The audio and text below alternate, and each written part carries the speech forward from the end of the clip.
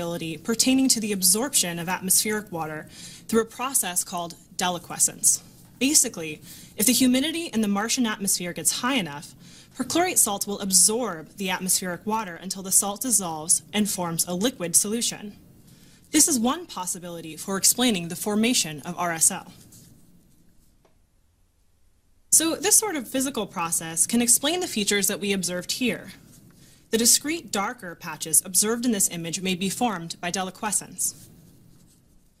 It is also possible that the formation of RSL is due to other types of processes in which we won't go into depth on here. Perchlorates have a much higher ability to dissolve in water compared with other salts that we see at the Martian surface. So our observations could also be explained by some other liquid water source dissolving perchlorates that are naturally present in the soil and then later depositing them as a solid in higher concentrations.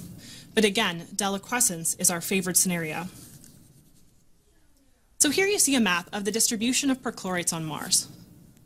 The red triangles indicate places on the surface where perchlorates have previously been detected by rovers or landers. Perchlorate is suspected to be present at both of the Viking landing sites and was found in the northern plains by the Phoenix mission in the late 2000s. Most recently, it was detected at Gale Crater by the Sample Analysis at Mars instrument aboard the Curiosity rover. Our detection of perchlorates at RSL sites are shown here in blue, are the first to be made using data acquired by an orbiter. We have increased the number of known locations of this important resource on the Martian surface, showing that perchlorates are perhaps more widely distributed than previously thought. So to summarize, our findings strongly suggest that these recurring slope lineae are formed by liquid water on present-day Mars. The spectral results may point to more habitable conditions on the near surface of Mars than previously thought.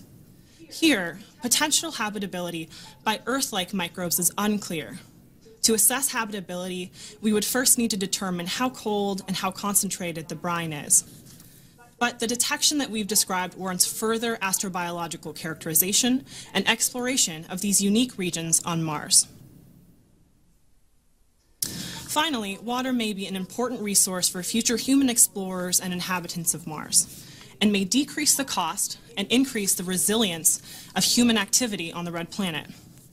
Looking forward, it is imperative for us to further understand the source of these water for these features, as well as the amount.